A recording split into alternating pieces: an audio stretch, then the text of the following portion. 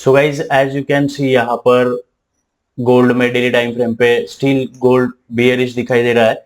Okay, तो यहाँ पर काफी अग्रेसिवली सेलिंग आई है आज, ऐसे लग रहा है ऑन डेली टाइम फ्रेम, क्योंकि कल भी सेल था, मतलब लास्ट ट्रेडिंग सेशन में भी सेल था और आज भी सेल ही यहाँ पे दिखाई दे रहा है। तो यहाँ पर हम क्या करेंगे, ये सपोर्ट लेवल यहाँ पर मार्क कर लेंगे और उसके बाद देखते हैं 4 आवर टाइम फ्रेम पे अगर यहाँ पे सच में सपोर्ट दिखाई दे रहा है तो। ओके, तो यहाँ पे 4 आवर टाइम फ्रेम पे एज सच कोई सपोर्ट नहीं दिखाई दे रहा है, तो इसकी वजह से हम क्या एक्सपेक्ट कर सकते हैं कि यहाँ से ऊपर की तरफ थोड़ी बहुत प्रॉफिट बुकिंग आ सकती है। ओके, लेकिन कहाँ से आएगी हमें पता नहीं है, क्योंकि ये सपोर्ट एज अ सपोर्ट काम नहीं कर रहा है ये लेवल। ओके, तो यहाँ पर हम देख सकते हैं कि अगर गोल्ड को फॉल करना है तो ये जो प्रीवियस सपोर्ट था यहाँ तक आ सकता है गोल्ड, फिर से यहाँ पर रिट्रेसमेंट लेकर फिर नीचे की तरफ जा सकता है। ओके, तो ये सपोर्ट हम ऐसे ही रखते हैं और देखते हैं छोटे टाइम फ्रेम पे क्या सिचुएशन बन रही है। ओके, ये थोड़ा बड़ा लेता हूँ क्योंकि ये जो एरिया है ना, ये एरिया कवर करना है, इसलिए मैंने ये जोन जो है बड़ा लिया।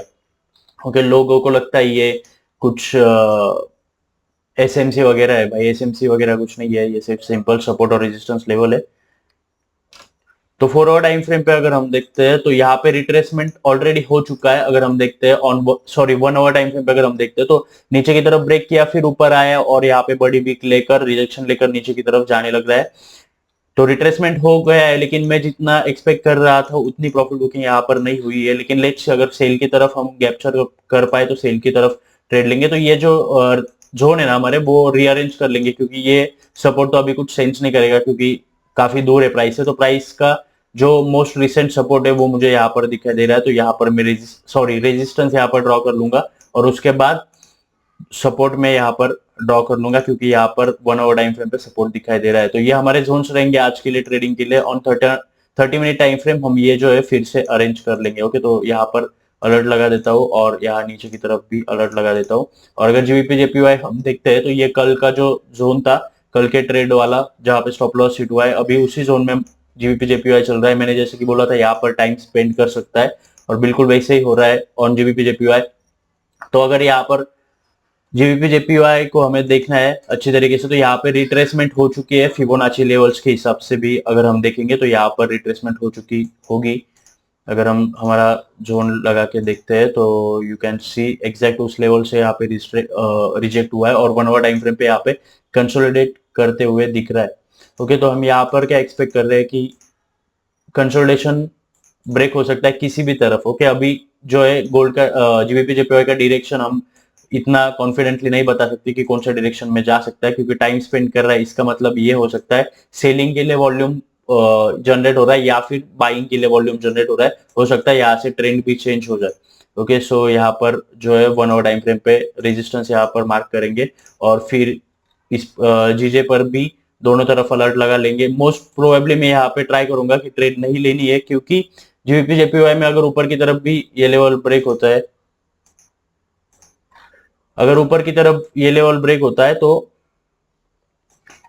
टाइम स्पेंड करेगा, या फिर विक आप देख रहे हो कितने बड़े बड़े विक्स यहाँ पे पिछली चार्ट पे दिखाई दे रहे हैं पीछे की तरफ, या यहाँ से ब्रेक होता है तो यहाँ से रिजेक्ट हो सकता है। और नीचे की तरफ भी अगर देखते हैं तो नीचे की तरफ भी अगर ब्रेक होता है तो यहाँ से भी रिजेक्ट हो सकता है। तो this is not very good zone to trade in GBP JPY.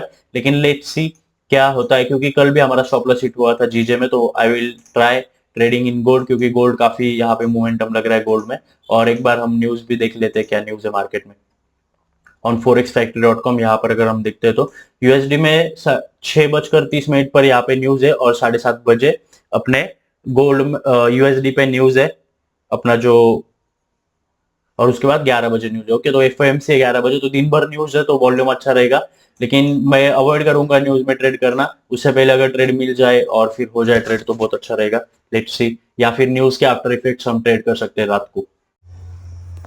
So guys, मैंने ट्रेड लिया था लेकिन मैं तभी जिम में था तो फ़ोन में ट्रेड लिया और रिकॉर्ड नहीं कर पाया, सॉरी फॉर दैट। और अगर आप देखते हो वो ट्रेड तो अराउंड $90 से यहाँ पे प्रॉफिट हुआ है। आपको एक्सप्लेन करता हूँ कि क्यों ये ट्रेड मैंने लिया था। देखो डेली टाइम फ्रेम पे हमने जैसे कि देखा बेयरिश चल रहा था गोल्ड, तो दोनों तरफ मैंने यहाँ पे अलर्ट्स लगा दिए। तो ये जब अलर्ट हिट हुआ तब मुझे नोटिफिकेशन आया, लेकिन तभी मैं बाहर ही था तो उसकी वजह से इंटर नहीं कर पाया। तो उसके बाद क्या हुआ, मैं सिंपली मुझे लगा कि मिस कर दिया मूव। ओके, हर किसी को ये लगता है कि मिस हो गया मूव, लेकिन दैट्स ऑल राइट। मुझे पता है ये अगर इसको नीचे जाना है तो ये प्राइस एक्शन बनाएगा, इस तरीके से काफ़ी सिंपल सेटअप है। If you see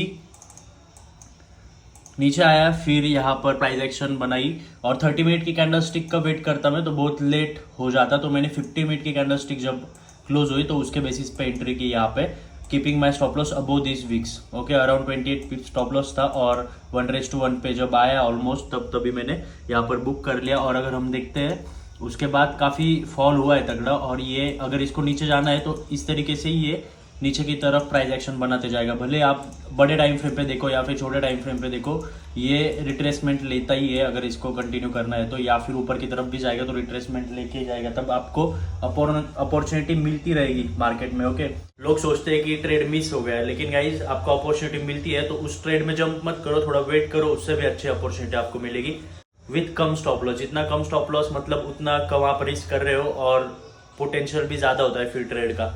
Okay, so I guess that's it for today, guys. Thank you for watching. See you in the next one.